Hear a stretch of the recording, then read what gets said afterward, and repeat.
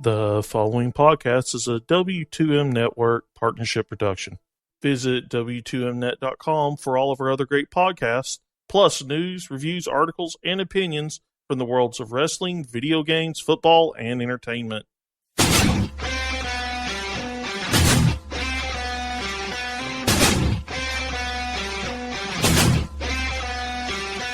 Welcome, ladies and gentlemen, to another episode of Running Wild Podcast. I'm your co-host, Rich. Alongside me, as always, the co-host, Runz. Yes, sir.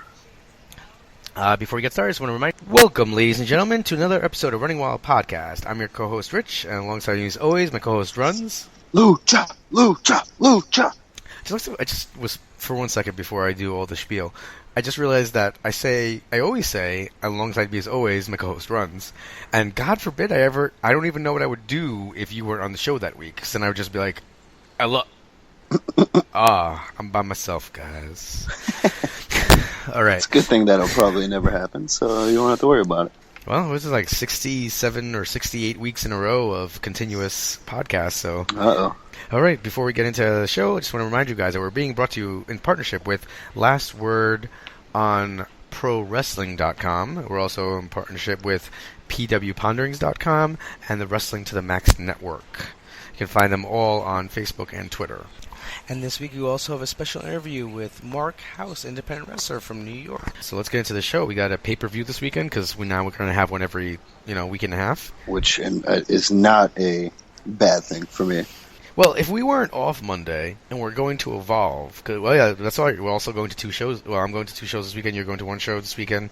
But if you weren't off Monday, what would you do about watching the event? Like about watching Backlash? What do you mean? Like we're going to be at Evolve, so we're going to get home later. You would still watch Evolve is at what 6:30? Like so, it's over at 9. Like I'm going to be home in my house at 9:05. All right, homie, I'm old. I don't know about that. You know what I mean? Like, yeah. I can watch a 2.5-hour pay-per-view. Like, I can fall asleep at 12 or something like that. You have to get home, and that's a different story. All right, so you want to start with the Backlash card? Well, I mean, I guess we could start with that. I would have said we can finish with that because we have all right, that makes sense. Yeah, some stuff from this week, I guess. All right, so let's do that first. So, like, I mean, we could just talk about... like, you didn't get a chance to watch Lucha Underground, but we could talk about that quick, and then CWC, and then we can get into that. All right, well, also, just want to acknowledge that Kevin Owens now is the longest reigning Universal Champion in WWE history. Well, I mean, he was the longest reigning WWE Champion last Tuesday. Yeah, but I think it's fun to say it every time. Like, see, like, it's fantastic that he can say that because he's Kevin Owens, like... Finn Balor, that's not a good look. You can't do that. But because he's a heel and he's so sarcastic and all of that, and the way they did it with Jericho and he said it, and then I was like, oh yeah, 7 days. It was just brilliant. I like that they're still going to be like friends. Oh, they are so good. And we can really finish this when we get to Backlash. We'll talk about Raw and Smackdown, etc. But their chemistry is crazy, man. Like it's so good. I mean, Raw ended with Roman Reigns coming out and asserting himself. Well, I mean, again, we can talk about Raw when we get to Backlash. Backlash is the SmackDown pay-per-view. Am I wrong? Yeah, but I mean, we can still talk about whatever. All right. So, yeah, I mean, I forgot Roman Reigns was on the show, but like I didn't care either. Well, now you have like this whole... what's going to happen with who's going to end up wrestling Owens and who deserves to be there. Nothing's going to happen. Kevin Owens is going to win, and well, that's it. You think he fights Reigns after? No. I think Reigns is going to be in the match. I don't think so. I think Kevin Owens wins, or Rusev comes out, and they continue that. I don't think Reigns gets inserted. Why? Why would he be inserted in the match? And do you think that Triple H is going to come out next week? Do you think we're going to see him, or was that just like a weird... No, that definitely wasn't just a one-off kind of thing, but I don't know. Like, are they going to make us keep waiting? Like, I don't mind them teasing the Stephanie stuff, and I thought that was good on Monday, but, I just think it's... The storyline here is Kevin Owens and Seth Rollins. Roman Reigns has nothing to do with the storyline at all. Like, the Triple H pedigree was the receipt from WrestleMania. That had nothing to do with the Universal title, you know? So I'm hoping that they just let that be, and that's what it was. Yeah, great. He wants to get his revenge for losing, blah, blah, blah. But that can come way down the line. I think he needs to continue the feud with Rusev. We never got an ending to that. You know, Rusev was on his honeymoon or at his wedding still last week, so that's why he wasn't there. It was Labor Day, so I think that's kind of why we didn't get Triple H, because they know some people aren't watching. Yo, I just got an image in my mind of Triple H like barbecuing without Stephanie at home. Like he's just like, with the girls. Yeah, just flipping burgers. Vince is like, that burger is getting fired. Jesus. Sorry.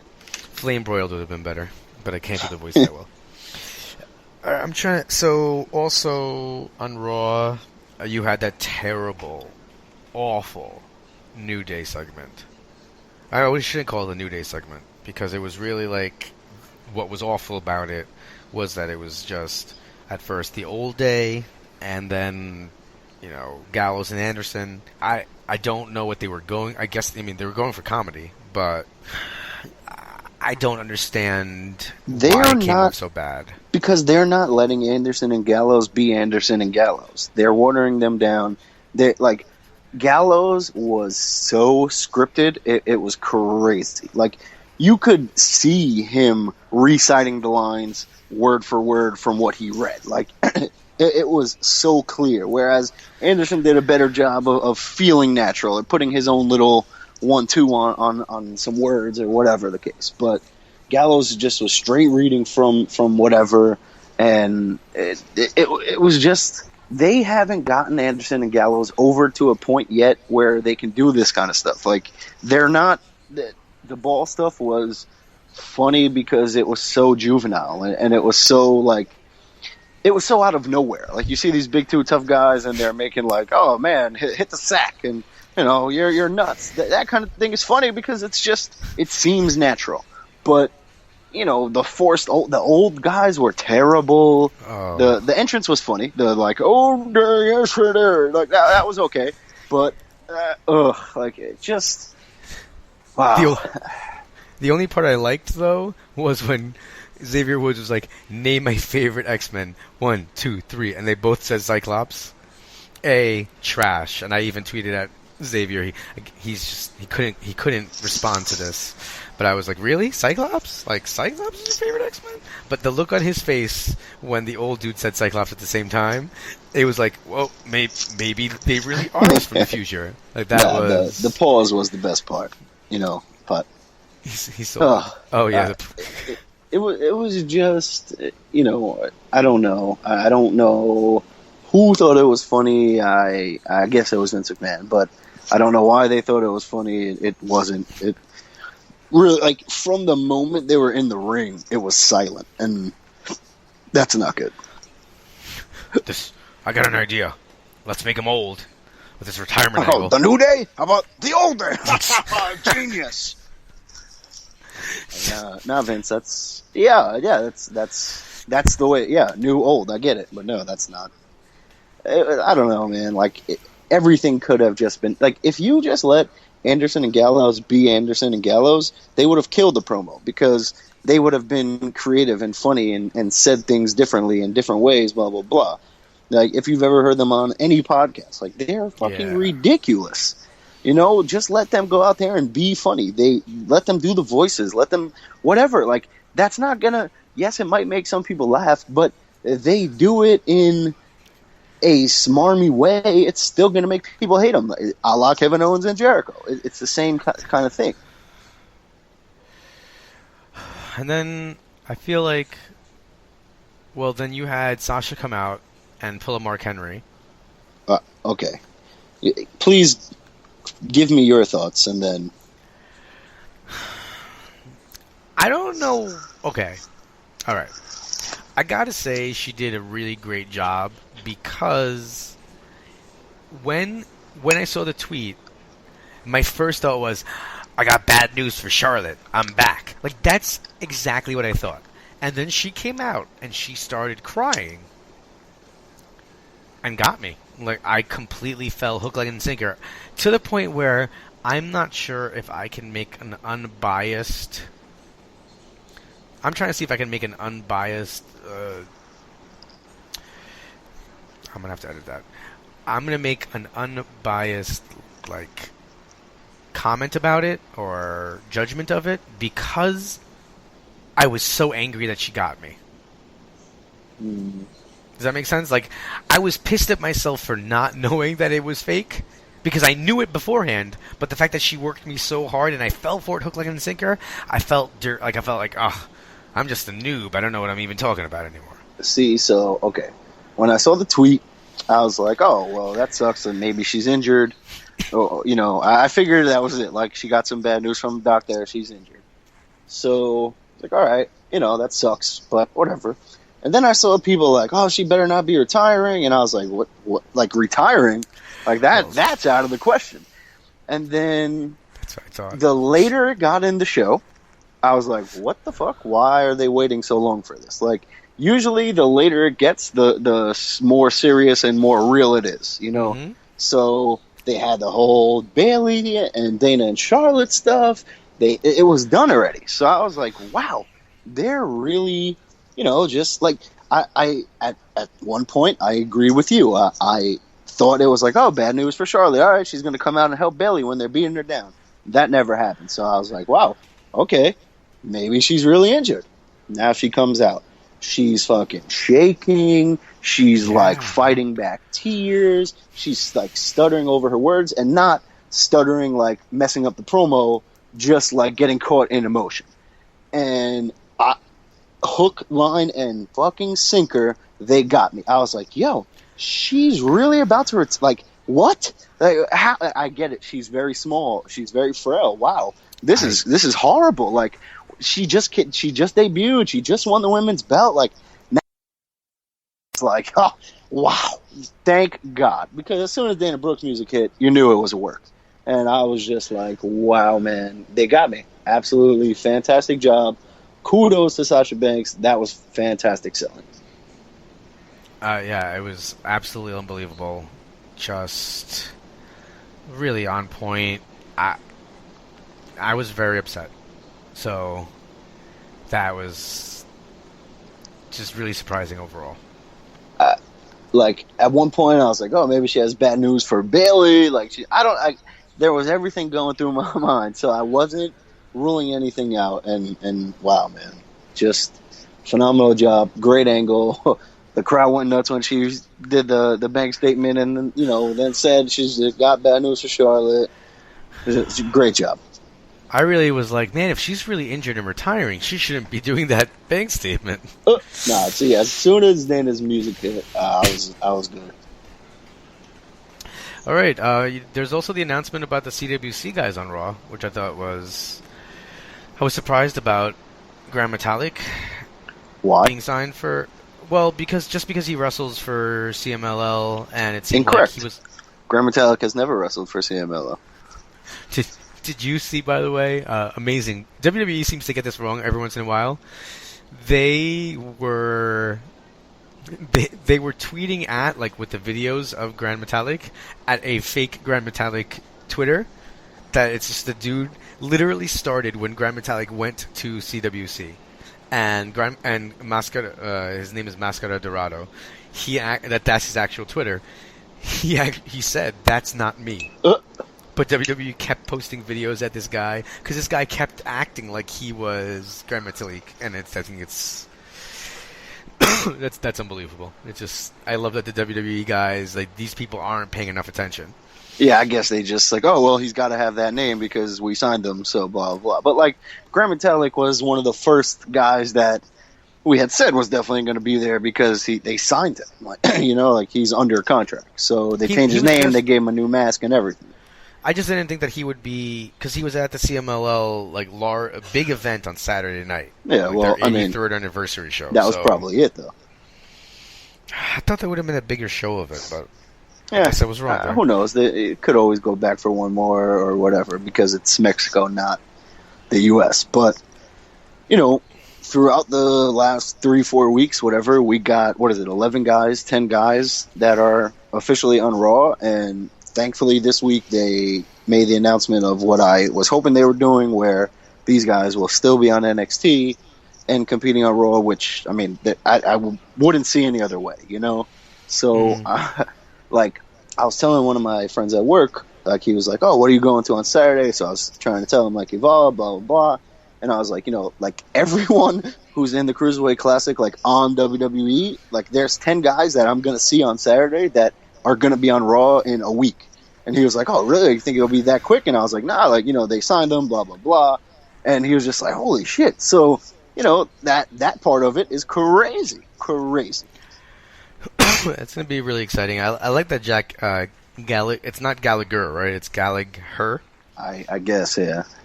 I always hear that pronunciation is a little odd, but I really like Gentleman Jack. I think he's almost, it's almost like he's the vaudevillains in an acceptable way. Yeah, and you know, he's someone who definitely stood out throughout the Cruiserweight, and Foley has talked about him and blah blah blah. So I'm not surprised that he's going to be there, but I am a little bit, because when he lost, and then he was at PWG, I just figured, all right, he was back, you know, to being on the Indies, make a bigger name, then come back. But hey, I'm glad to see it. It's really going to be interesting to see how they roll it out, how they use these guys, and what they do, you know? It just makes no sense that they're not on SmackDown, but that's okay. Well, I mean, you have to fill 3 hours. Correct, but you have the guys who do the commentary for the Cruiserweight Classic both on SmackDown. So why are all the guys from the Cruiserweight Classic going to Raw? They have 3 hours, yes, but that's why they got 3 picks to 2 picks. So you needed 3 to 2 picks, and then an extra 10 guys? That makes no sense. SmackDown has no one. It's so that JBL can make, amazing references to small guys from like 1970. This guy reminds me of Tony Garea.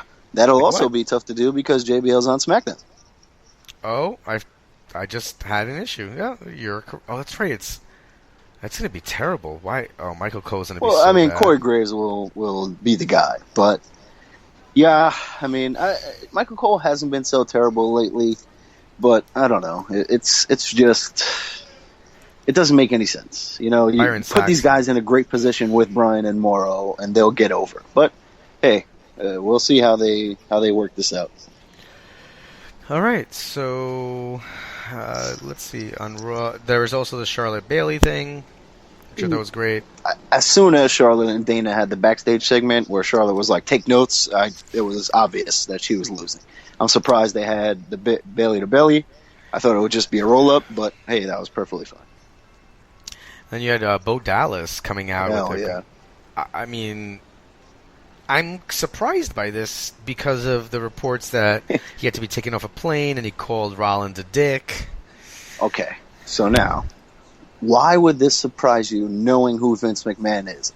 I like, in my mind, he's like, oh, that's Bo Dallas. He's a real man. Look at that. Stood up to the cops. They're thrown off a plane. Let's give this guy a push. Like, or it was just like, wait a minute, Bo Dallas, he still works here? Oh, let's give that guy a push. So, like, it doesn't shock me. And, you know, Gallows was just on Sam Roberts, and Sam Roberts made a big deal of saying he was Festus, and Gallows kept saying, like, shh, Vince doesn't know. And now look at what shit he did on Raw. Maybe someone told Vince that he was Festus, and he was just like, oh, fuck this guy. But, you know, Vince is a crazy dude, so anything is possible. But I kind of see a meeting backstage where Vince calls him in, he's like, listen, Bo. You can't do this again, okay? You can't be getting kicked off planes. But I gotta tell you, I want to give you a massive push. Seth has a dick face. Yeah, I think he's a dick. Doesn't he look like a dick? That really is a dick. Yeah. I mean, it was really good. Like, I liked the new gear. I liked the aggressive gimmick. Hey, it worked. Why don't they just put him in the? Stop ignoring the obvious. Make him grow a beard out and just have him join his brother. But he's on a different show. But again, I don't know. Like, when he was doing the little more aggressive, I was like, oh, maybe he'll go that way, and maybe it will. But I don't know. You don't want to like water it down even more, you know.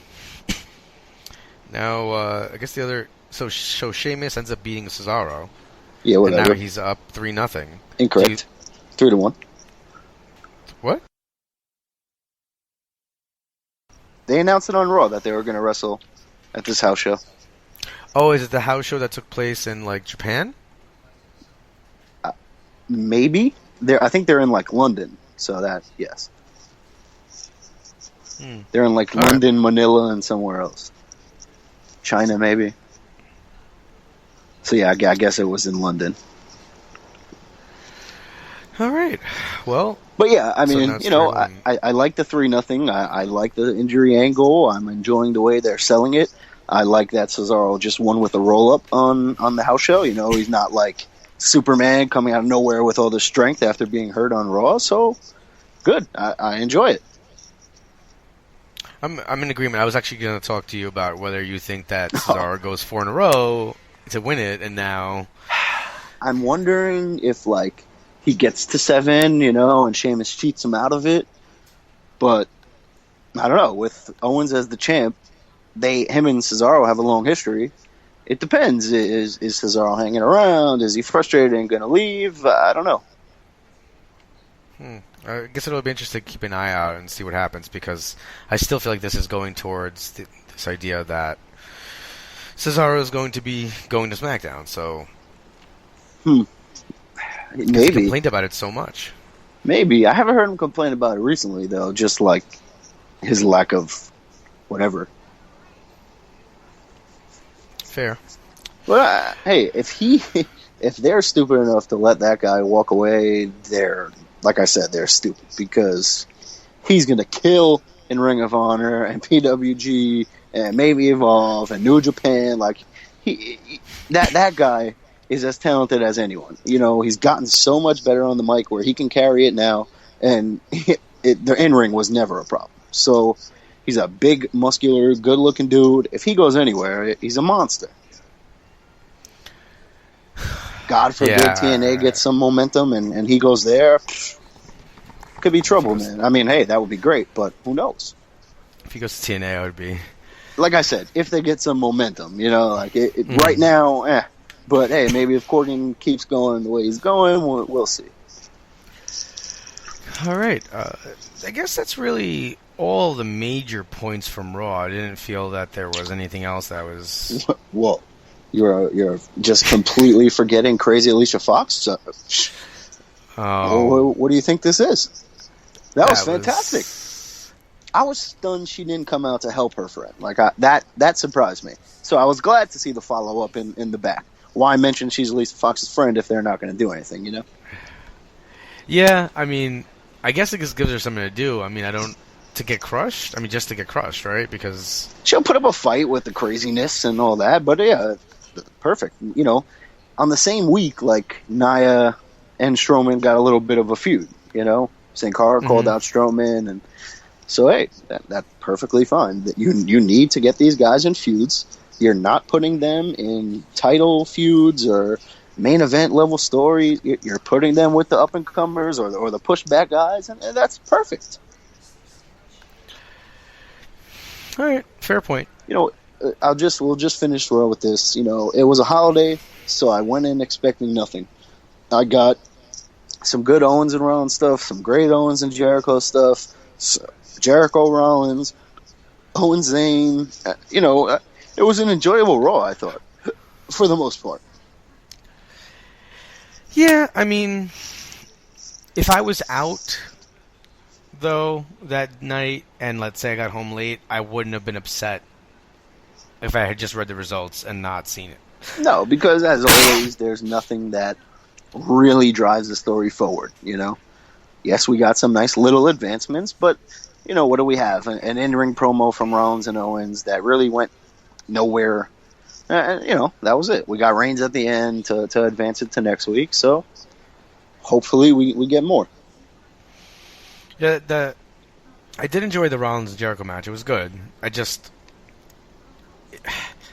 I like Jericho's great, and I've been really liking his character, and the match was good. I just knew it didn't matter, I guess. And that Jericho was losing.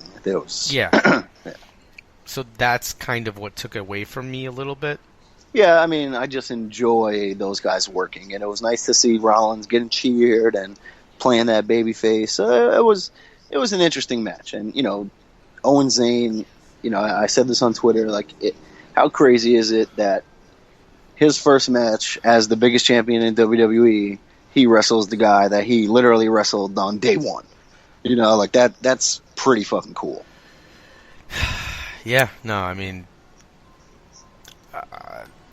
their stories are unbelievable. It's fun to watch this. It's great, and you just had the Sami Zayn backstage, and Owens come in and say, "I win and I beat you." That's it. It will never end, and it will never be bad. It's impossible. They're too good. Completely agreed. All right, so yeah, that really wraps up Raw, right? I'm not leaving anything out. No, actually, I think we touched on everything on Raw. Talked about Raw too much. Meh. All right. I mean, Lucha Underground will be quick because you didn't really get to watch it, but really awesome. Optimum. Really, I think Lucha Underground adds it to YouTube by the end of the week. So I think you'll be able to catch up on it then. But really good start. I mean, they had this whole Dario Cueto spin the wheel, make a deal kind of a thing. And so it was Matanza and Son of Havoc. That's Joe Cobb, right? Jeff Cobb. So, yeah, that was a good match. Son of Havoc is super over. Matanza won. Ivelisse came out and challenged Katrina to Ultima Lucha Trace. And so she accepted. So we'll get the build-up over the whole season, which is pretty cool. Vampiro was talking to Ricochet, Prince Puma. So that's interesting. They signed AR Fox, they signed Paul London, and Sami Callihan. So they'll all be coming in this season. As Paul London, I didn't hear about London. I heard about Callihan. And I believe Paul London is doing a Clockwork Orange kind of a gimmick, which is pretty cool. Wow.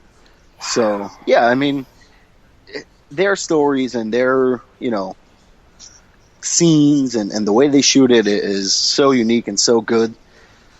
It was just a great show. Finished with Rey Mysterio versus Pentagon Dark in the main event, which was off the charts. Mysterio ended up getting the win, which was kind of lame, but that's the whole Pentagon character, so that's fine. Huh. Really good, though. Really, really good start.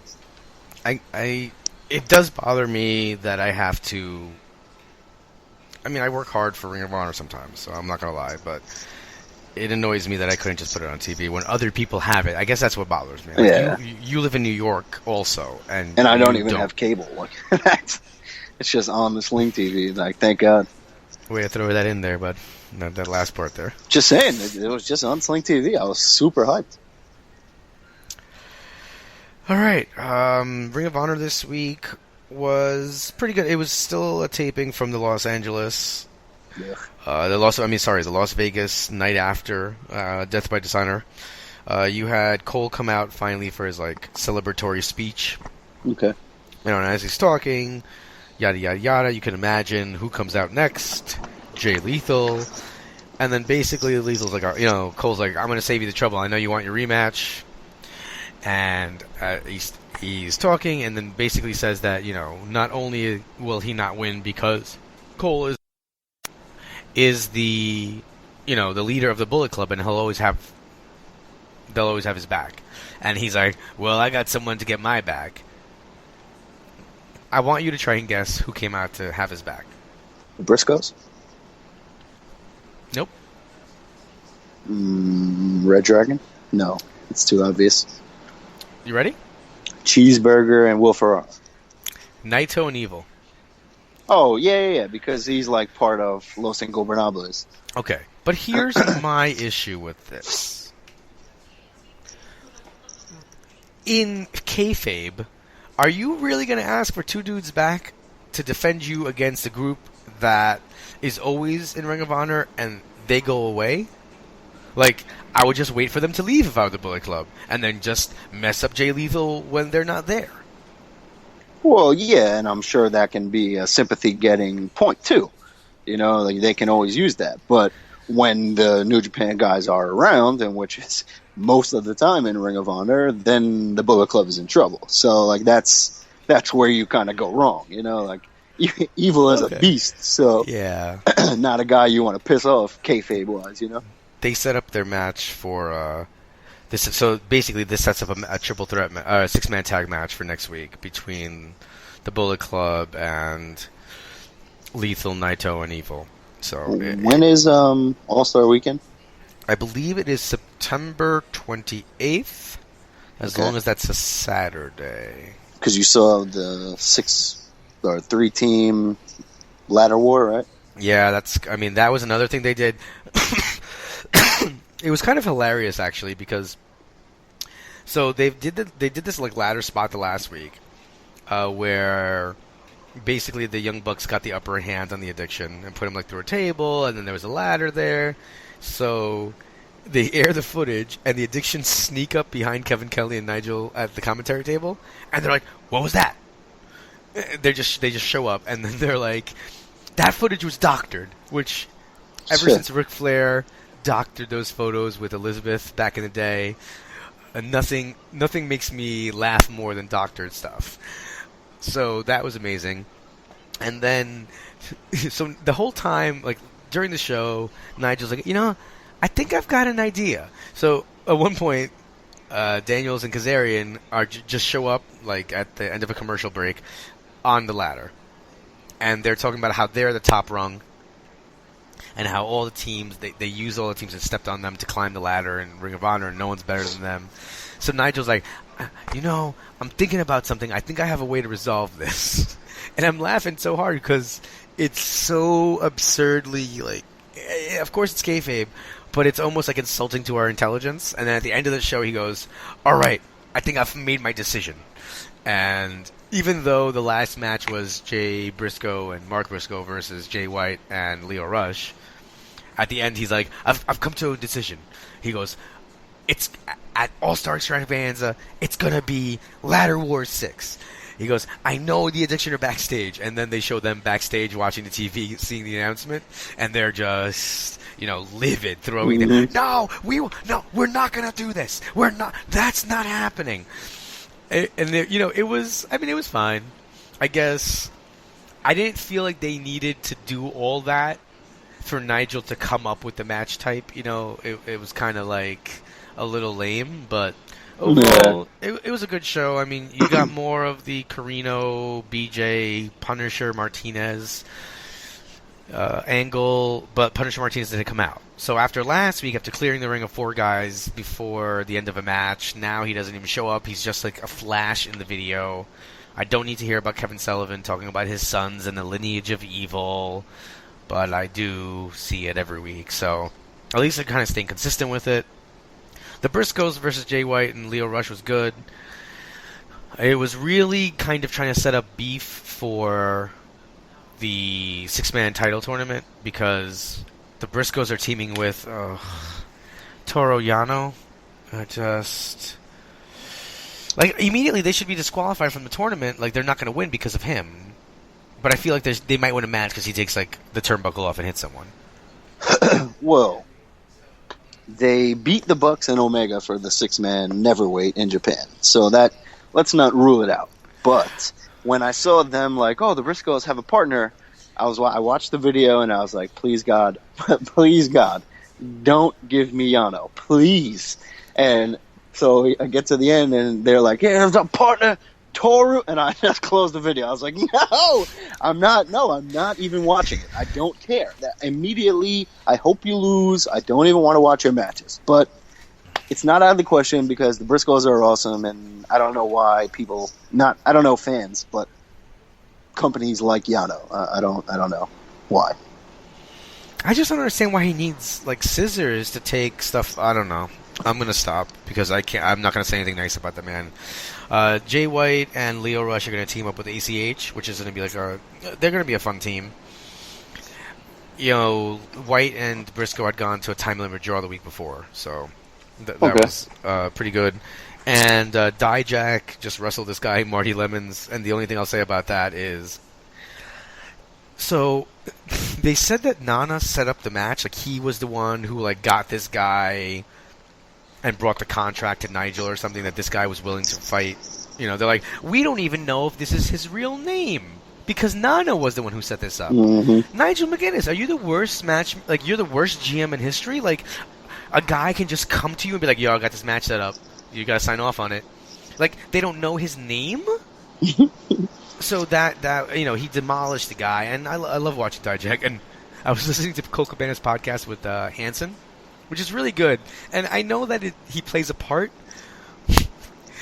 but Hanson sounds like a really cool, like, smart, intelligent, like, down-to-earth guy, and obviously, his character is like Warbeard Hanson, so it was cool to listen to, but at one point, so he ends up saying a word that I don't like, referring to the mentally handicapped.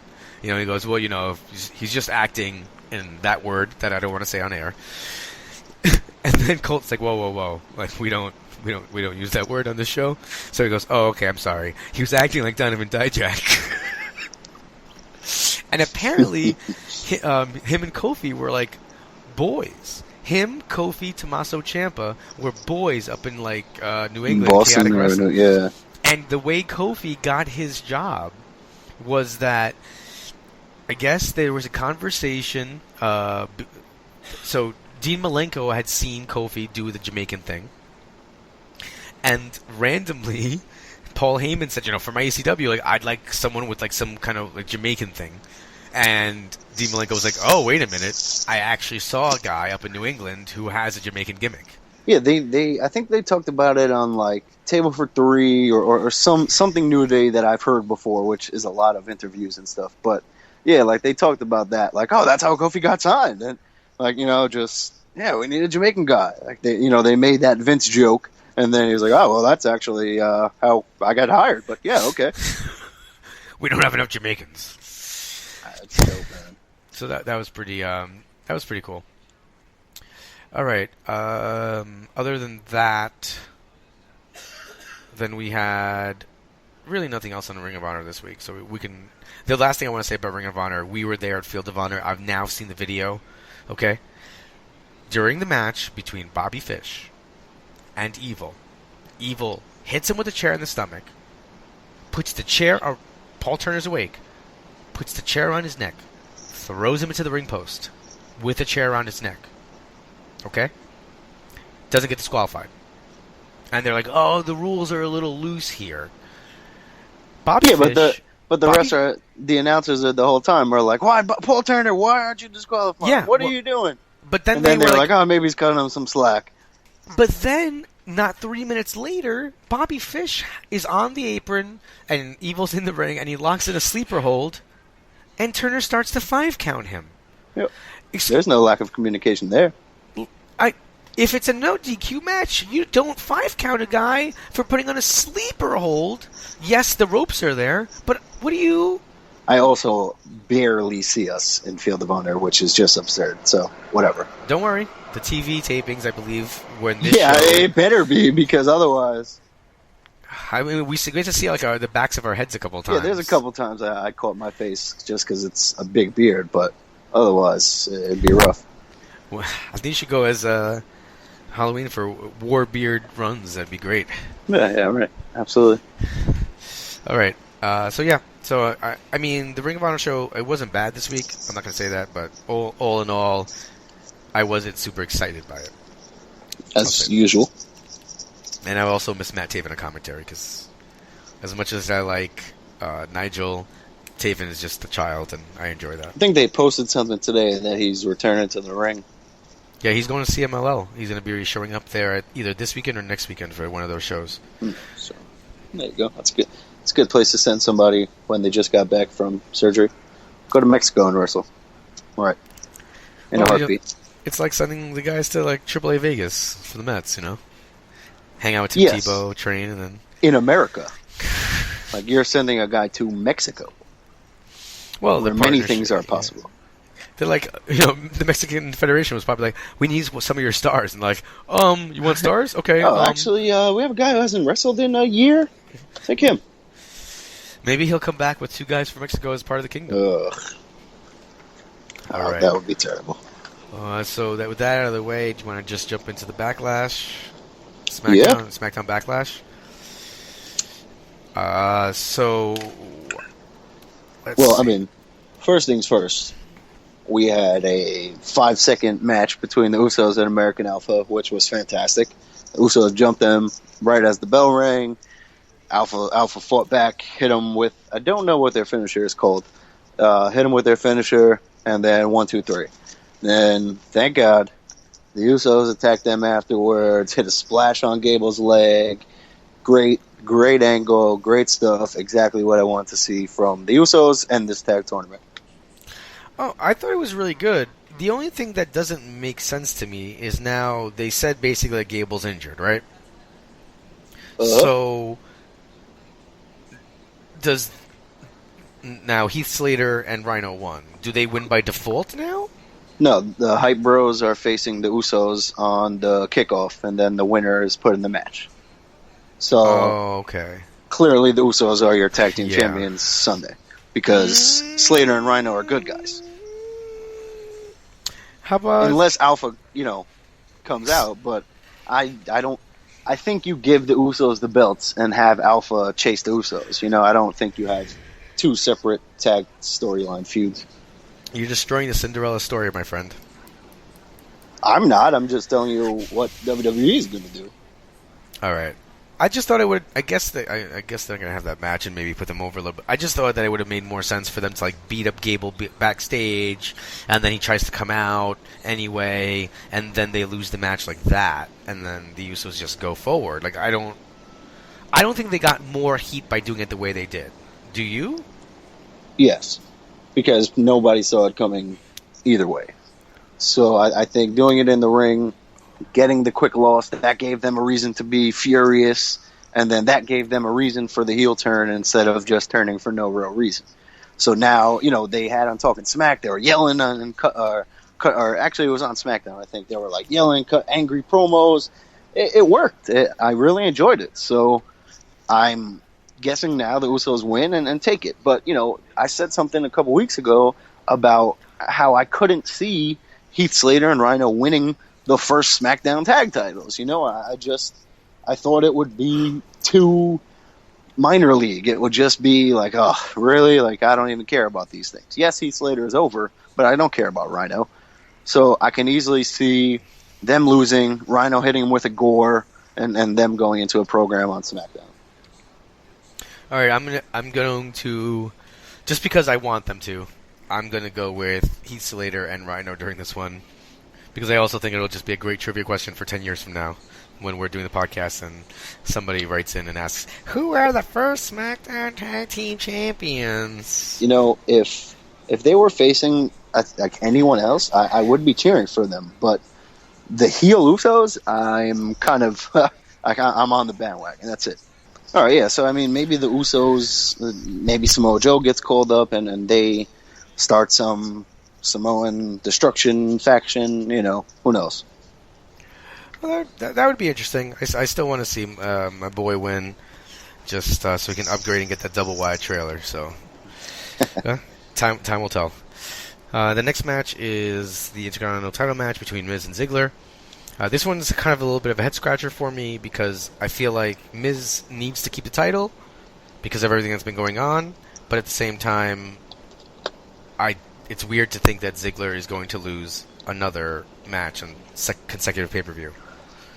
Yeah, I really don't know where this goes. Is Dolph going to lose another title match, like you said, on back-to-back pay-per-views? So he just stepped down. Oh, I lost the world title. Now let me go after the Intercontinental title. Oh, I lost again. So maybe he loses again, and this adds up to more frustration and a heel turn for Dolph. But I don't know, after we just saw the Uso stuff, it's a little too soon. Maybe this comes a couple months, blah, blah, blah. But who knows? I really don't know. I've been enjoying the hell out of The Miz. I thought what he did with making Maurice get the belt was genius. So I've enjoyed his work, man. I don't want to see him lose the title, and I really don't. Why would I want to see Dolph win it? I've seen him with the Intercontinental title a bunch of times before. It's never meant anything. Why give it to him again now? Just let the Miz win and take Dolph in another direction. Yeah, maybe Miz by disqualification, count out. Yeah, that could be. Continuing the fact that he's soft. Yeah, and interesting to see him and Bryan were on TV this week. They used the the angle to Cell talking smack. So interesting stuff. But on SmackDown, Daniel Bryan was like, "Oh, Miz, just hand over the title." And Miz had the perfect opportunity to say, "I'm not like you, Daniel. I don't hand over titles." But I think it was just too soon. You know, I think it was like, "Yo, don't fucking do that anymore. Like, you know, don't take shots at my retirement." So that would have been perfect for Miz's character and a perfect comeback. But I guess we were, stopped short. All right. Then we also there's a 6-pack challenge with the Divas. Just quickly, let's say Miz wins, right? And say he wins clean and he rubs it in Bryan's face again. Then who does Bryan get? Like, who's next? Like, he's fought Apollo Crews twice, right, and beat him. Like, who else is even in line? Like, there's no one. That's a little bit of dead air there because I really don't know the answer to that. I don't think SmackDown has any baby faces. Like, who? Oh, like, is Kurt Hawkins going to be a baby face? I don't know. He's supposed to debut on Tuesday. Fact. Did they have Kurt Hawkins promo on SmackDown? I didn't see it. They did have facts. Okay. Let's see if I can remember them. It was GPS doesn't tell Kurt Hawkins where to go. Kurt Hawkins tells GPS where to go. Fact. That's just. Listen. I have a book of the Chuck Norris. Yeah. All of those things, which I'm sure Kurt Hawkins or someone in WWE also has. But continue. And so I'm super excited to see him come back out. You know, I love this gimmick. It's really been funny. It's going to be interesting. You know, he's definitely improved, I think, since he went to the Indies or got more comfortable singles wrestler. Whatever the case, he found his character, and it'll definitely be interesting to see when he comes, to the TV and cuts a promo or does stuff like that. It'll be interesting to see where they go. I hope somehow Chuck Norris gets involved, but that's just my private hope. All right, so the next match is Randy Orton versus Bray Wyatt. And as I've said before, I just am not sold. I'm not sure it's because of... I don't know. I don't think it's that the guys are doing anything wrong necessarily. I'm just not... I don't care who wins. I feel like Bray's lost so many times, and I don't want to see Randy Orton win, so I guess I want to see Bray win. Maybe Luke Harper comes back? I don't know. Yeah, like that's a possibility. Like, my whole thing is just why put them right back together. I'd rather see Harper on his own. Yo, can you hear me? Yeah. Oh, okay, you froze, sorry. I'd rather see Harper on his own, but I don't know. Like, if he comes back, that's great. But like you said, I don't really care. I don't know if it's because I know what it is. Like, Bray Wyatt is just dead. Like, he just says the same thing over and over. Like, somebody on Twitter called him the repeater of words, and I was dying instead of the eater of worlds. That was just like, yep, 100%. Why do I care to hear Bray Wyatt's promos when every match he's ever in, he loses? Randy Orton just lost to Brock. So, am I going to expect him to lose again? I don't think so. And all Bray Wyatt needs is wins. So, I'm just prepared to see Randy Orton go over and, we all lose. Yeah, I'm probably in agreement with you on that one. All right, next match is the 6-pack challenge with the Divas for the championship. You have Alexa Bliss, Becky Lynch, Carmella, Naomi, Natalya, and Nikki Bella. First things first, Naomi's entrance is the greatest of all time. But secondly, Carmella, I love it. They turned her heel, 2 weeks ago, beat the hell out of Nikki Bella every chance she could get, jumped her from the crowd, jumped her on Talking Smack. Now she beats her clean, no problem. Fantastic. I wish you would almost do the AJ and be like, beat Nikki Bella up. And then I'm going to go and beat Nikki Bella up. I don't... Beat up Nikki Bella. I guess Becky wins? See, now here's my thing. But then what happens? Becky is clearly the best, right? Yeah. But if she wins, then what's chasing her? I think...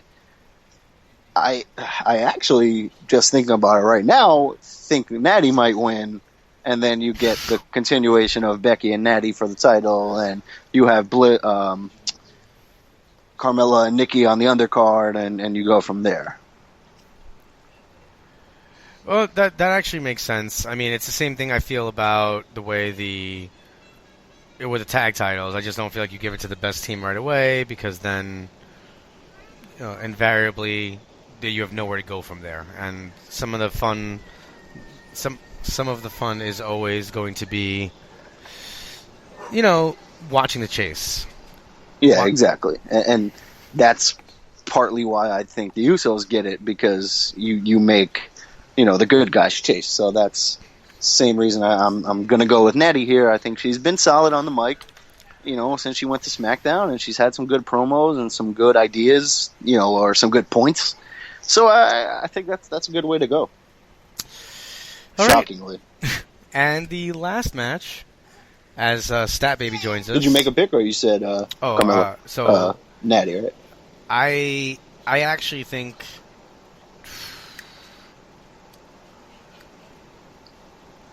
I guess I go in the top. I guess I agree with you on this one. I really don't. I mean, what a all right. like, You know we're what? both. All right, no. Okay. It's not. I'm gonna pick. We're just both unanimously picking Natalya, who we've professed our hate for since episode 1. It's crazy. I'm going to go with just to be different. Is there a Red Bulls game on? By the way, I see. Yeah, Stat Baby is completely too sweeting you on the video. It's just amazing. Is there a Red Bulls game or he's just wearing a hat and a scarf because he's the man? I haven't said this on air yet, but literally every single day, Stat Baby has to wear the Red Bull scarf and the Red Bulls hat. We have to hide it from him to put him to bed. And the minute he wakes up, he just goes Red Bulls, and then he just walks around the house going, "Let's go Red Bulls," and just clapping. So it's been fantastic. Yeah, that's awesome. You know what? I'm going to change my pick just to honor Statwife's fandom, and I'm going to go with Nikki Bella. Just for her. Because the tears that we will see, that I will be able to talk to you about, and I will record them for the podcast, if she sees Nikki Bella win, are going to be the best tears of all time. By the way, Statwife is now looking at me very displeased because of said sharing on air. I mean, Nikki Bella isn't a bad choice because she's been losing, but, I just don't think they put Carmella in the title picture. Fair. All right, and now the last big match, AJ Styles versus Dean Ambrose. Yeah, right? They only have 5 matches announced. There's only one way to go with this. AJ Styles wins. I don't see any way around it. Well, I mean, AJ's new to the company and just starting to get this major push, so there's ways around it. Ambrose can win and keep building, but I don't want to see it. I don't think that's the right time or the right move. I think this is Styles' time to win it. He just beat John Cena at SummerSlam to a huge ovation, crazy match. He's doing the whole face that runs the place gimmick. It makes sense for him to win it. Maybe Cena shows up and challenges him for the belt. We go from there. But I can see Ambrose winning and them continuing this feud for a little while. You know what I mean? It could go either way. I just hope that they go with Styles. Me too. I guess I agree also with what you're saying about how it's kind of soon, but I just want to see Styles with the belt so bad that it's kind of ridiculous. I do not disagree one iota. All right, and so with that, we've covered really everything for the week, and extensively in a rather short period of time. So hopefully the the listening audience is happy with that. And the other thing is that I'm going to go to both Evolve shows. I've actually gotten lucky enough to go to the Gabe Sapolsky seminar, which is obviously making Stat Baby upset because he doesn't get to go. But that should be really interesting. So you're going to get kind of I'm going to be able to... well, maybe. Well, no, I'm going to be able... No matter what, I'm there to learn. I'm there to find out about what Gabe thinks is going to happen or what he has planned for the event. And then what I was saying, I don't know how much of that you'll be able to discuss is what I was saying. Oh, okay. And then even afterwards, we get to have a Q&A and ask him about how things turned out and if that's how he envisioned it, which I think That to me, that to me was worth worth going alone. Just being able to, after the event, talk to the booker and say, "Hey, did things go the way you wanted?" And that's going to be really fun. Yeah, I think it's clearly a great opportunity, etc. But it's just a crazy thing to be, somewhat backstage or etc. with a company that we're going to regularly and has such success and that sort of a thing. And it's going to be Gargano's final hurrah goodbye weekend to Evolve, and appropriately because and TJP and Well, I wonder if TJP will still have another, because they haven't said that TJP is saying goodbye. They haven't announced that, but they had the whole video with Hathaway talking about him going to WWE, and he's going to be on the cruiserweights, on September 14th. So that's true. And appropriately, Johnny will be wrestling his last match at Evolve Boom, Evolve, the one that's taking place in Queens, and that seems to kind of be their home base. So, being part of that, that's kind of like our Reseda, is going to be Reseda, whatever. I said it kind of Spanish-like. Reseda. I think it's going to be really exciting. Yeah, I'm really looking forward to going, and we're going to get Sunday, there's the big tag match with Hero and Galloway versus Cody and Gargano, which is going to be sick. There's the cryptic video of someone coming to send Johnny away with some not nice going away gifts and maybe some black eyes, etc. Maybe worse, who knows? Mm-hmm. But so that's going to be great. You have Ethan Page wanting his apology. We have TJP versus Riddle on Sunday, which I'm crazily looking forward to. It should be a good show. Completely agreed, sir. The last thing I'll say before we get into the wrap-up was just that last week I want to thank our friend Chris from California for writing in. He was actually asking us to talk about Owens, and basically everything he asked us we discussed. So I didn't get the email until after the recording, but I just want to say thank you for listening, and thanks for writing in. And hopefully now that everyone's back to school, we'll get some more write-ins, some questions, and everything sent our way. And without further ado, now it's our interview with independent wrestler Marc Hauss. All right, ladies and gentlemen, we're here with the American Nightmare, Marc Hauss. How you doing, Marc? I'm good. How are you doing? Excellent. How are you doing your Labor Day weekend? I'm actually, for once, taking... I didn't really take the weekend off. I had to wrestle on Friday, but I took the actual weekend off for the first time in God knows how long. Oh, excellent. Good to hear. So, let's start from the beginning, right? You started wrestling in 2003. What made you scratch that itch? What made you get into professional wrestling? Honestly, my parents never let me watch it. They kind of banned me from watching it. They never wanted me to get involved. They didn't want me to like it. So my 13th birthday party, I ended up having an overnight sleepover, and 3 o'clock in the morning there was a ECW show on, and I ended up watching ECW with my friends, and from that day I was hooked, and my parents could not stop me after that. But it was funny to me because they tried so hard to keep me away from it, and the second that I saw it, that was it. Now I do it all the time, and my family is just they finally just gave up. Now you're from the Rochester area, right? Yes, sir. So you were watching ECW. Did you ever get a chance to come down to Queens and go to the Elks Lodge and see it live? No, I never got to see ECW live. The other thing, two things, the ECW arena I've never been to. It just bums me out. Don't worry about it. I grew up in Queens, and somehow about 10 minutes from the Elks Lodge, and never made my way over there. So who stood out to you? Was it just the whole product, or was there somebody in particular that stood out to you that made you want to get into it? For me, it was one of those things where it stood out for me, just the product in general, just loving just the theatrics of it. As a kid, I loved the good versus the bad. I just loved everything about wrestling. When I really started getting into it, it's funny because people ask me, and I give them this answer, and they laugh. But the two guys that I loved at the time, because I started when I was 13, so I started late. Yeah. But around that time when I was watching it, the two guys that stuck out to me was Gangrel and Goldust. Those were my two guys. I loved them. Oh, they were. I mean, Gangrel's entrance when he used to come up on the from the ramp with a cup of blood, or it was supposed to be a red liquid through the fire. That was amazing.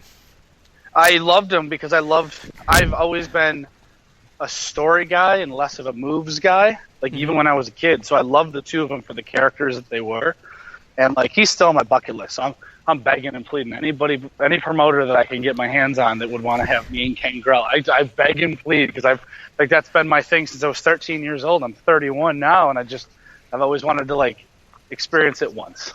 That'd be fantastic. Now, when you started watching ECW, and then you started wrestling yourself, was the hardcore style something that you ever looked into following and doing yourself, or no? No. It was one of those things where like I did backyard wrestling, but we called ourselves the FYWF, the Front Yard Wrestling Federation, because we thought we were cool. We were against the grain, which it was hilarious to me. Like, we never did any of the hardcore stuff. We were always really, really good at using camera angles and being able to manipulate the camera, manipulate whatever we could for what it was. It wasn't bad, and we never really used a lot of the weapons and the hardcore stuff. We actually wanted to wrestle. So that hardcore style was never my thing. I've never really done too much of it. So it's always been one of those things where, like, when fans know that I'm in some sort of hardcore match, it's kind of a big deal because I think in 13 years, 13 years now, it's been, I don't know, maybe 5 or 6 actual hardcore matches. Oh, all right. So where did you start training? I trained in this little place called Next Era Wrestling. Actually, what ended up happening is before I went to college, me and all the backyarders decided we wanted to have somewhere to have a show. So this carny kid who had this little wooden boxing ring in the back of a gymnastics studio was like $20 a piece. You can use the ring. And so we paid the money, and we went in there, and we had this backyard reunion show before we left for college. And the kid was like, "You got some spirit, kid. Come on in." So I just started wrestling at that point in training. And it was this little company called Next Era Wrestling, and it was run by this guy named Johnny Swift and this guy named Tiger Smith. And that's where I started. Was that in the Rochester area? Oh yeah, it was a Rochester. It was it's now defunct because there's a lot that have come in and out of Rochester that have tried, but only one has remained, and it's Upstate Pro Wrestling, which used to be the NWA Upstate, but now it's UPW. But they've been around for as long as I've been wrestling, and I kind of bounced around from school to school and ended up at UPW, and I've been there ever since, helping train the school. So now you're a trainer. What was the transition like for you from being trained to then, how did you become a trainer yourself? So basically what ended up happening with me is I was training so I'll go through it and hopefully we can keep up. There's Next Era Wrestling. I trained there for a couple of years until they shut down. Mm-hmm. And then I went over to NWA Upstate and got a little too big for my britches in terms of I could sell tickets, so I thought I was a superstar. That's not the case. I got a huge head, and ended up getting basically blackballing myself out of wrestling, and didn't have anywhere to go because that was the biggest guy in town, and I wasn't at that point where I was traveling, so I didn't have anywhere to wrestle. There was a small upstart company, like 20 minutes away, called Pier 6 Wrestling. Went down to the school and worked out with them, and the trainer at the time had some issues going on, and he couldn't commit to it, and so he backed out, and they had no trainer. And at this point, I had been into wrestling maybe like 4 or 5 years. Trainer. Yeah. And and the guy was like, "Oh, we're going to shut down. We don't have anybody to train the school. We don't have anybody to run the shows." And I was like, just like any other worker, I just worked the situation. I was like, I could be a trainer. I'll do it. And then he was like, "Good, you got the school and you're going to help run the company." And I was like, "Oh, crap. Oh, what did I do? What did I do? So at that point, that's when I hunkered down and called up everybody that I knew that had some sort of name. At this point, I ended up actually calling Colin Delaney, who is a local of Rochester, mm-hmm. and had him come over and he helped me run the school. So I learned a lot through him. But at that point in my career, I went to every seminar I can get my hands on. I went to every show and picked the brains of all the veterans, and I took it as serious as possible and had notebook upon notebook of ideas and training material. I ended up doing, like around that time, I ended up doing like a couple of Pritchard camps and learned from him. I jumped on learning from Brutal Bob Evans. Colin taught me a lot. I mean, in that time frame, I was doing close to 75 to 100 seminars a year, just getting myself out there just to learn, and basically taught myself how to wrestle the best I could. And from there, I've learned so much that a lot of the guys that have been around the block have given me some good, positive feedback. It's good credit. So, like, they push the Western New York area because they know that I know what I'm doing, and it's a rewarding thing to know, like, just taking it that seriously has resulted in something positive. Excellent. I see that. So a lot of your home base is up in like Western New York, and I actually went to school up in Buffalo. So it's not that close, but you do come down to the city quite often. When did you first start coming down to New York, to the five boroughs?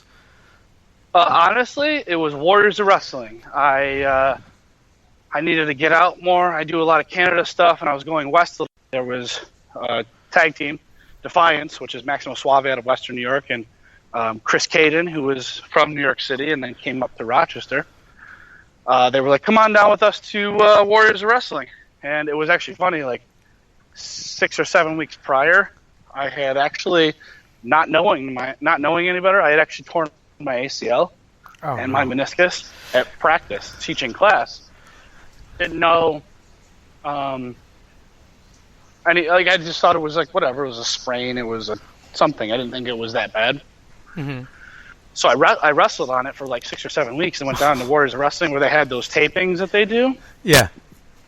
And got in the ring for about 30 seconds, dropped down, leapfrog, came down, and leapfrog, completely blew out the knee. Oh. And within that 30 seconds, the promoter and a couple of the guys there were like, we see the technique that you have, and you have really good footwork, and you have really good technique. You can come back anytime you want. And so I went away, and they only saw me for 30 seconds. I went away. I came back, and they were true to their word. And I went to Warriors of Wrestling when I came back from rehab, and I was cleared to go. And they've used me ever since, and they've been loyal to me, and I've been loyal to them. And then from there, all the surrounding areas have gotten to know me and booked me like crazy. How long did it take you to come back from your knee injury?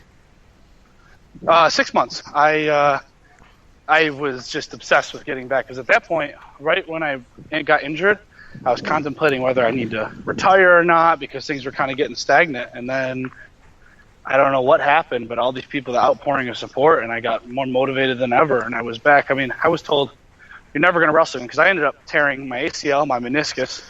I strained my LCL, PCL, and MCL. So I had nothing holding my leg together outside of a compound fracture.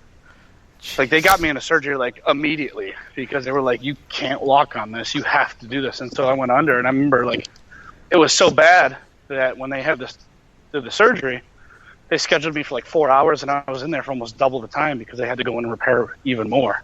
Oh. So, like, they basically reconstructed my entire knee.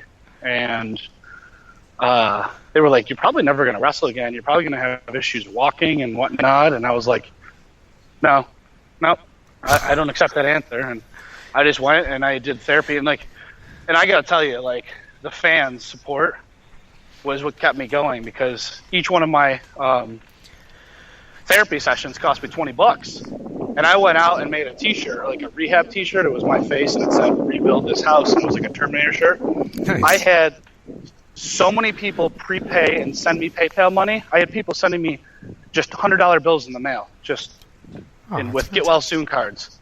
And I had my entire surgery and all of my rehab paid for, and I was going to rehab 5 days a week. So $100 a week paid for by the fans because they wanted me that bad to come back. Oh, that's excellent. So, like, for me, that was the only reason I came back is the motivation of having fans do everything they could to take care of me to make sure I could get back as quick as possible. And during this time, were you still running the shows for UPW? Well, there's Hellcat Mike Rosario. He runs the shows. I help him out with it. But I was still, like, I think 4 or 5 days after I I had surgery, I was back up at the school trying to help out and help teach class the best I could. My mobilizer. What's it like? So you're training, and then you're also helping run the shows. What's it like when you have to book yourself? Oh, I don't take care of the booking. Okay. The Hellcat takes care of all the booking. What I basically do is that I help facilitate and kind of make sure that tickets get taken care of, all the administrative stuff. The tickets get taken care of. The promotions are helped done. The social media is helped. Like, I help delegate and whatnot with all the other assignments. But booking doesn't come down to me. I don't want to be a part of that. I'm not the owner of the company that does that. Hellcat does that, and I just take care of everything else to help alleviate all the stress for him. Oh, that totally makes sense. Who would you say out of the wrestlers that you've trained stands out to you as somebody who was a quick learner, or just somebody that you felt attached to as a trainer? Well, the one that's been doing good things is there was a gentleman who just made the 500 this year. There was a gentleman named Maddock, the young lion of the West Maddock, who has won multiple titles, multiple tournaments in the 3 years that I've been helping. That I've got him started to where he is now. He is just leaps and bounds, just killing it on the indies right now. That's awesome. So recently, on August 19th, during SummerSlam weekend, you were down here for Tier 1 Wrestling event. Was that your first time wrestling with Tier 1? Yes, it was. I actually was lucky enough to be able to get in and work that, but it was... I gotta give it to Warriors of Wrestling. They were the ones that gave me the opportunity to come in for that joint show. Was it also your first time working with Jackson Smart? No. Jackson Smart has been... I helped bring him into wrestling, and he's fairly new within the past year in terms of managing, but he goes everywhere with me. He's my right-hand man, so whenever I travel, he's pretty much there with me. So is he really your social media advisor? Yes, and trademark best friend, absolutely. That's awesome. So on the show, you were slated to wrestle Bonesaw Jesse Brooks in an intergender match, and I'm just going to let you kind of take the floor here and tell our listeners what exactly transpired. Sure. I mean, it was one of those things where it was advertised for about 4 to 6 weeks prior, and there's never really been an issue with intergender wrestling at all. It's always been one of those things where it's been accepted and people know that it's part of the entertainment. And we go to lock up. Oh, mind you, the referee, Chris Levin, if people don't know who he is, a very good referee, but he's in a relationship with Jesse Brooks, who I was wrestling. So it was the three of us in the ring, and it was 3 veterans that know what they're doing. We got in, we locked up, started to chain around. Bell rang. That's odd. This is not really, and Tier 1 and Warriors of Wrestling aren't, low-level companies that would have somebody that would do that. So it was really odd to us. We look over, and there's a gentleman. His name is Mr. Orlando. He's one of the commissioners for New York City, and he goes, "Nope, this match has to stop right now. A man can't wrestle a woman. It's illegal in New York State." Okay. So we kind of started to plead our case and try to ask why, and the gentleman wouldn't really give us any answers. He just kind of goes, "Nope, can't happen," and turned around and walked away and walked to the back. So Jesse and Chris ended up going backstage to go talk to him, and I walked over to the promoters and I said, "What are we going to do? Because it's still a live show. You still have to figure out what's going next." So they threw the next match on, and kudos to the rest of the card because there was about 2 or 3 matches left, and basically was told, go out there and take your time and stall until we figure this out. So kudos to those matches for just kind of on the fly figuring it out. But we go to the back, and Jackson Smart's there with the 2 promoters for Warriors and for Tier 1, and then Jesse and Chris and a couple other individuals looking for rule books, trying to figure out what's going on. I'm standing back. I don't want to. I'm upset as it is because you don't do that. It's basically like a public shaming. You don't do that to somebody who's worked really hard and broken through a lot of barriers that pro wrestling stigma has, where like women can't wrestle men. You know what I mean? Like they're not equals, and they have to work just as hard. And Jesse Brooks is just as good as every other man out there. So like I felt for her, and I didn't want to do anything stupid, so I kind of stood back and let everybody else do what they had to do. And as I'm watching this, I'm watching Mr. Orlando. He's talking to everybody back there, and Jesse keeps asking questions, and he just refuses to talk to Jesse. He just ignores her, and it was really odd to me because, like, no offense, sir, but, like, not even as a commissioner, but as an adult, if you make a decision that is to that level, you should have the ability to be able to explain yourself and not ignore somebody that you are making a pretty big decision on.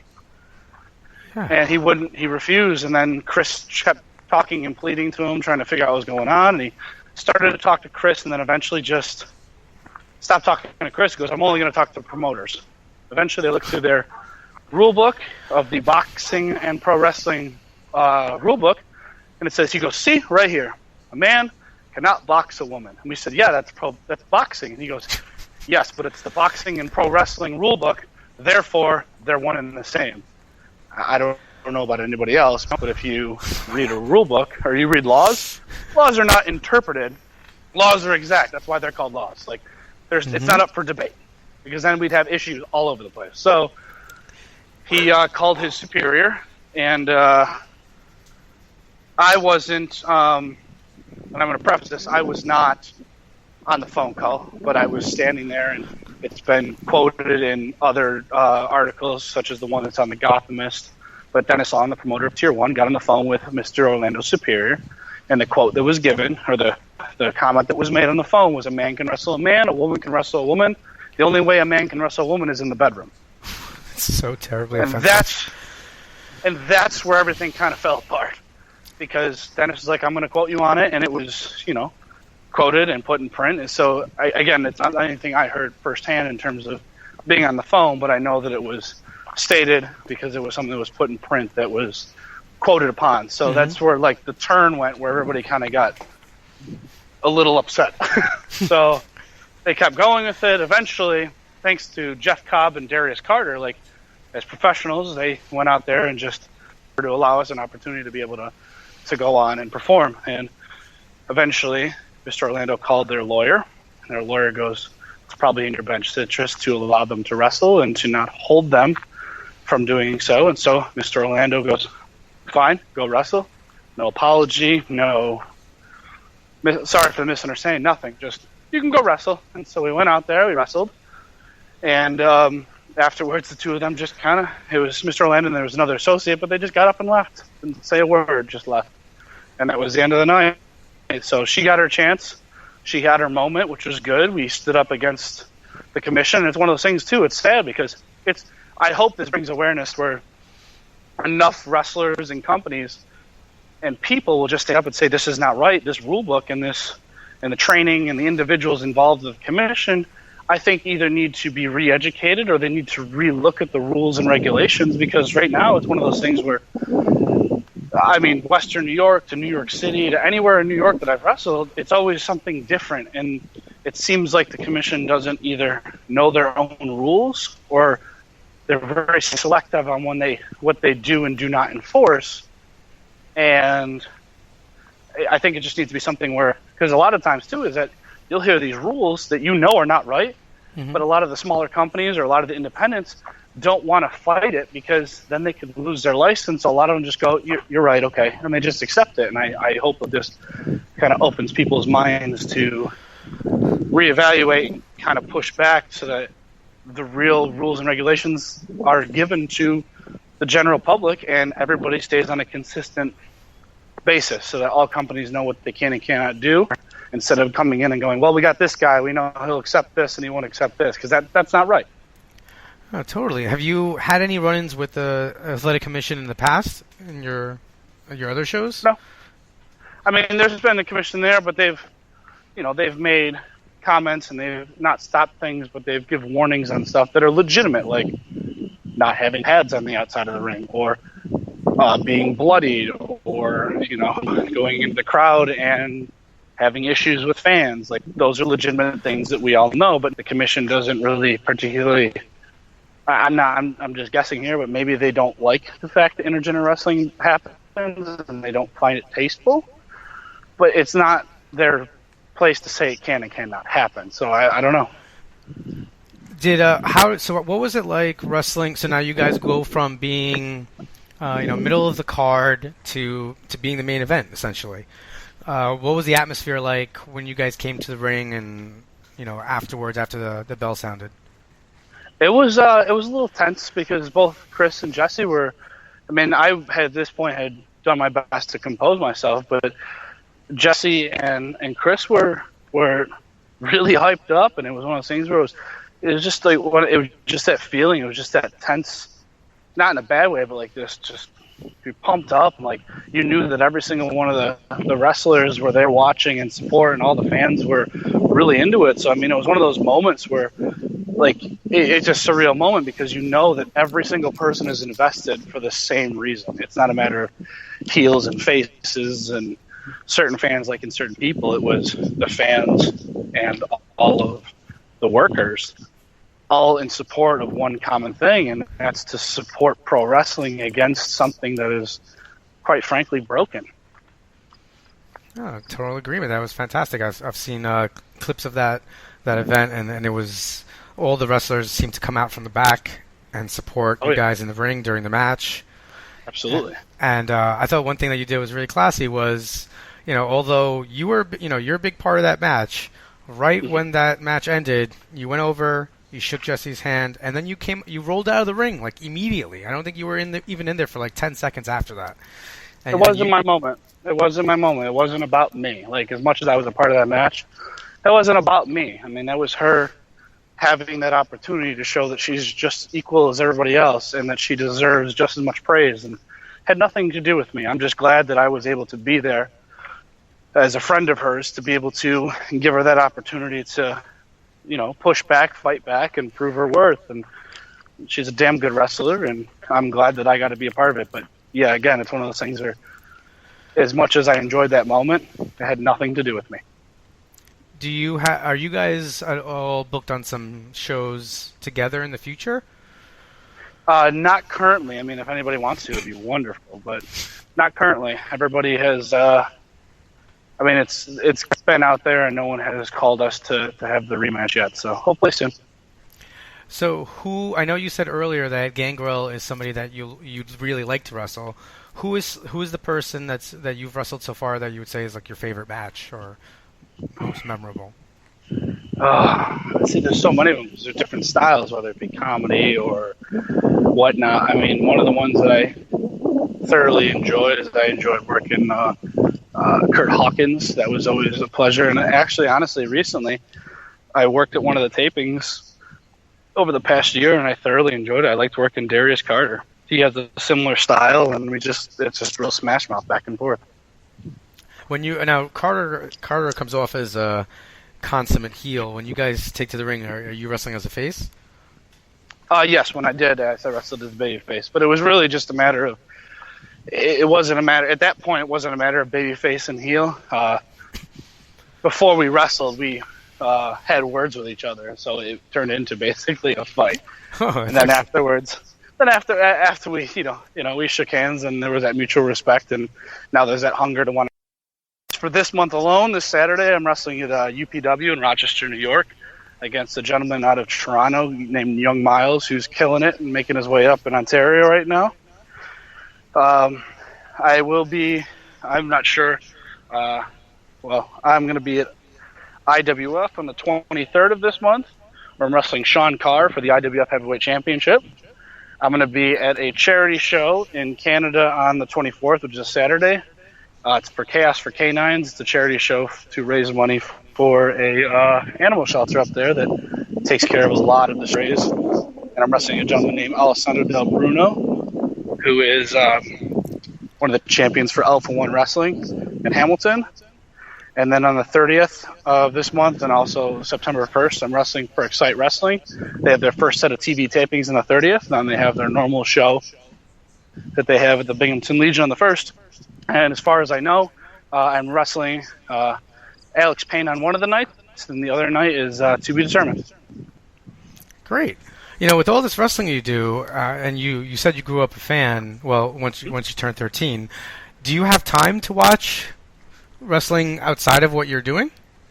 I do. I try to it's more of homework for me. What I do is I try every day to get in a routine. I try to watch at least an hour of wrestling a day. I try to watch different styles too. So I've actually put it in my my calendar that I do for the week. Is that every day it's something different. Like one day is WWE, another day is TNA, one day is Ring of Honor, one day is Indies, one day is international. So I just try to watch something different every day so I can learn different styles and learn different techniques instead of just trying to watch one product and mimic it. I try to be a little bit of everything. I pride myself on being able to mimic, modify, and adjust to anybody's style to be able to try to put on a match that has similar styles instead of just my own against some other style, because it makes matches flow easier and it makes the storytelling much easier. When was the last time that you were able, and I'm not sure if it's been a while, been able to watch a match and just get lost in it? You know, like I know that you were saying you do homework a lot, but...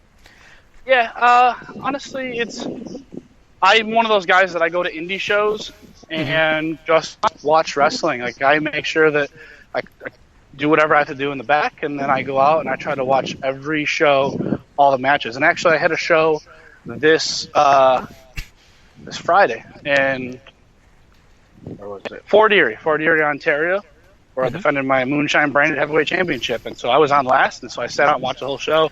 And there was this one comedy match. Two new guys I've never seen before. I forgot the one gentleman, but the other one was from Interspecies Wrestling, and he was a panda. And I was enthralled as a fan, because like the whole intro and the match itself and just the commitment to the panda mesmerized me. And I know, like, it sounds funny because like you see all these people are like, oh, I'm mesmerized by these 5-star matches where they have really good tactical wrestling and spots and this and that. And I'm like, I was enthralled by this panda because the panda, like, he committed to like the sound effects and the moves and everything. And it was amazing to me. And it was one of those things where, like, I watched it and I was like, wow, that's really good. Because most people don't commit to their characters. Most people just kind of do a little bit with their character during the entrance, and they lose it all and just wrestle a certain style, and then they turn around and then go back to the character again after the fact. Where this wrestler just committed to it all night, and it was the greatest thing. That goes back to your front yard wrestling days where it was all about the story. Correct. I love stories. Story over moves all day. Well, you know, speaking of stories, so for those of you guys who don't know, over on Mark's website, and that is over at marchouse85.wixsite.com. You can but if you want, right now, the easiest thing to do is at any of the social media, because the website's going to be redone, thrown out, and redone over the next month. Just if you want to share it, it's at the Marc, M-A-R-C, House, H-A-U-S-S, on Instagram, Twitter, YouTube. YouTube is probably the best bet, or the Facebook fan page, because I update that every day without fail. When did you come up with house calls? Honestly, with the house calls, the reason I came up to it is when I got hurt, when I blew out my knee, I was terrified because, you know, it is out of sight, out of mind, especially indie wrestling, where it's very quick that people will forget about you. And it's not like WWE where they'll put hype packages up and they'll constantly remind you. The independents, you got to hustle yourself, and a lot of guys get injured and they go away and they just disappear. And I was like, I can't do that. I have to find a way to stay relevant. So I tried a podcast for a little while, and it wasn't for me. But what I enjoyed is you see a lot of these ride-alongs. Like I know Steen started doing it and became well known for it. I know Cabana made a couple of the Wrestling Road Diaries as DVDs. But if you watch a lot of these, we're going on the road as wrestlers type thing and taping it, a lot of them, they don't, like, me as a fan, I want to watch what it's like behind the scenes and the other side of it, whereas a lot of these were like, you'd watch clips of the wrestling show that you're at, like the whole show, and that would be it. And I can pay for a ticket, and there's so much wrestling out there that you can watch on YouTube, Daily Motion, the network, any of the networks. The rest of my life on streaming, I want to see the other side of the stuff that we don't get to see. So I was like, screw it, I'm going to try something different. So I kept it to 10 minutes and less, because I don't have the attention span for more than 10 minutes, and I know a lot of fans don't. So I kept it short, because you see them out there, they're like, they do 45 or 50 minutes a week, and it's like, I don't have 50 minutes to watch you. I'm sorry, I don't. So I kept it to 8 to 10 minutes, and I put the highlights of my match that you can go on YouTube and watch it. And all I do is I go around and talk to all my friends, and any funny things that happen that I get to see that fans don't get to experience, they get to experience it with me. And that's it. It's just me being stupid and dumb and just having fun with wrestling and just throwing a camera on. And so you get to see all the highs, the lows, the funny stuff, the serious stuff, everything. It's been great. I saw a couple. I caught a couple, and I know there's one time where you're razzing a guy who's supposed to pick up your shirt, and apparently you didn't throw your shirt in the right area, and then later on you end up apologizing to him after calling him out. So I thought that was a nice kind of peek backstage to the stuff that we don't normally get. No, he's got his normal segment now. Every time I'm wrestling in Rochester, I just razz on him. It's the friggin' Todd segments. Every single time Todd gets on, I rip him a new one for not grabbing my shirt, and then he gets really upset, legitimately, because he thinks that I'm being serious. And then I have to go apologize to him at the end of the night, and then he's all good. But like, there's like 4 or 5 of them, if you go watch any of them, where I just spend half the house call just ripping on him, and then apologizing to him at the end. And every single time, I was just saying, he gets so mad and so upset to the point where he wants to fight me. And then when I apologize to him, he wants to give me a hug and be my best friend. It's the funniest thing ever. Oh, well, for those of you guys who are listening, if you haven't taken a look at them, you really need to go over. And like Mark said, I really do appreciate the 10 minutes. I think that, even when we're recording for our podcast, sometimes they go a little long, and I understand that people probably jump around or get a little bored. And there's something about that 10-minute little window that I can invest in, and I think a lot of other people can. And it really gives you a glimpse into what you're doing without dragging it out and making it too long. Yes. A lot of it is most of the house call, too, that people like, that most people compliment me on, is that 10 or 15% of it is actually wrestling. The rest of it is just shenanigans. So you're not actually watching wrestling. You don't have to. You're getting a 45-second clip of my match of, like, the top 3 things that I did, and then that's it. And then the rest of it is just shenanigans where you can just laugh because I'm throwing around stupid jokes behind the scenes that you get to watch and make fun of. And like, it gets to that point where you start seeing the same people. And so you start, like, almost like a reality show. You start getting, like, your favorite people you see in your favorite segments, because eventually I'm going to go back to the same town. So, like, that, like, oh, Mark's going to UPW this week. There's going to be a friggin' Todd segment. Awesome. Like, it's going to happen.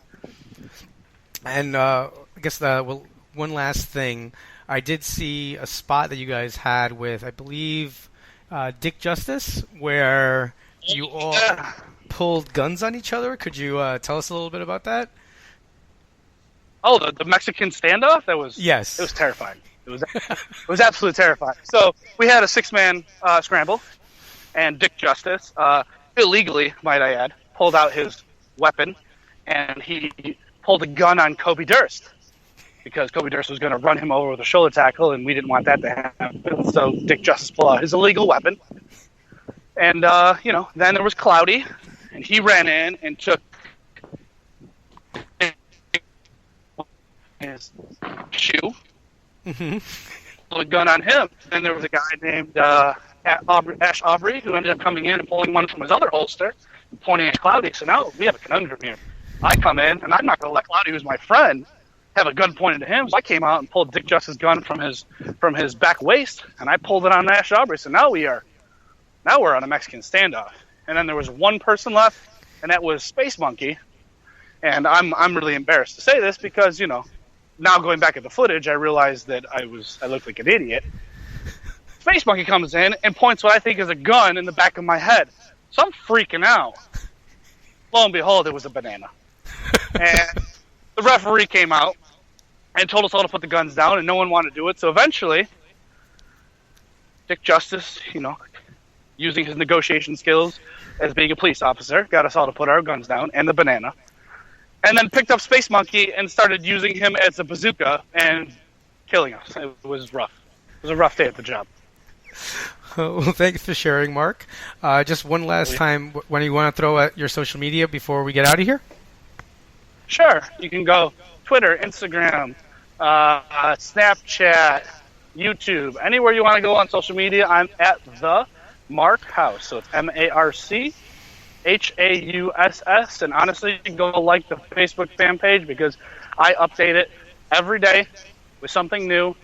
I can go through it right now so you guys know. Monday, I put out the flyer of where I'm going to be that weekend. Tuesday is my promo. Wednesday is my match from the prior weekend. Thursday's house call. Friday is my Facebook Live where I actually have all my sponsors who give me free stuff to give away. If you want, once a week, you can get giveaways. I've given away T-shirts. I've given away $70 Bluetooth speakers. I've given away all that stuff. So tune in Friday and take a look and listen. I'll give you all the instructions, and then you can win the next week. And then Saturday and Sunday when I'm on the road, I do Facebook Live for a little while to just, chat with me while I'm riding on the road because it gets boring. Oh, well, thank you so much. We'll be sure to check that out. And I just want to thank you for coming on the show this week and for giving us your time. I appreciate it. Thank you very much. And I just want to take a minute to thank Marc for his time, and hopefully you guys enjoyed the interview, and hopefully we'll be speaking to him soon. Do you have any last words, sir? No. Okay, so just want to remind you guys that if you want to send those emails, please go over to send us an email at runningwildpodcast@gmail.com. Make sure that you find us. We're Running Wild on Wrestling on Facebook. You can find us on Twitter, Running Wild LWOS.